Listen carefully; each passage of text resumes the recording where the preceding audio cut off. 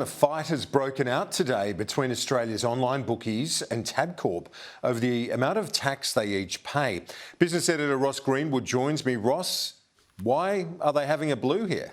Well, the blue's really all about TABCORP now. What happened during the year was it sold off its lotteries business into a separate company called The Lot, produced its profits today and effectively is trying to claim its ground in regards to where people can gamble and how.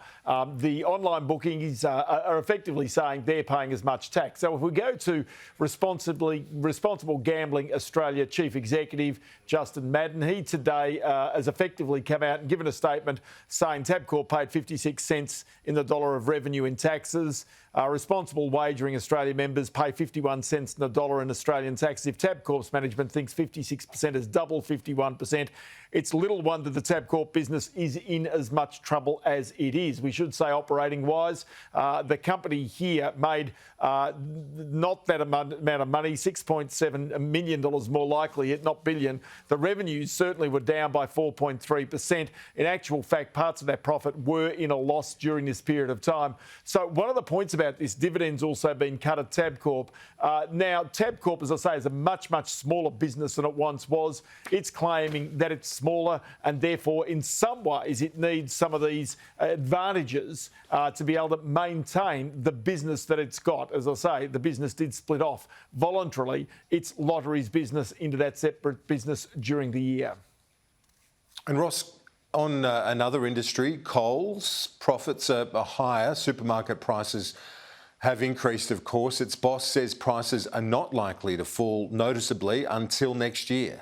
This is Steve Kane. He's actually saying that the price of lettuce is getting back to something close to normal. But you can see here the revenue at Coles was up by 2% during the year.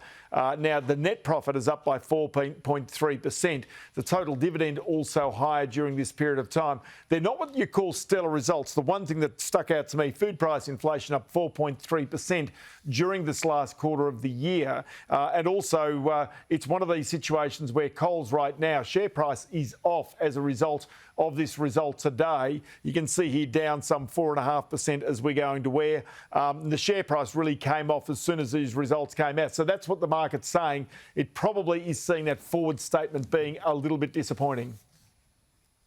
So that's Coles. Are there any other profits that we should mention today? Anything of note? Oh, there's so many of them, and there's so many of them of note. Let's start with a few of them for you. Domino's Pizza, effectively the price of cheese, the price of meat, the price of delivery, the price of everything has contributed to the profit being down 14%, though the sales were up by 4.1%, $2.9 billion. Effectively, final dividend has been cut here.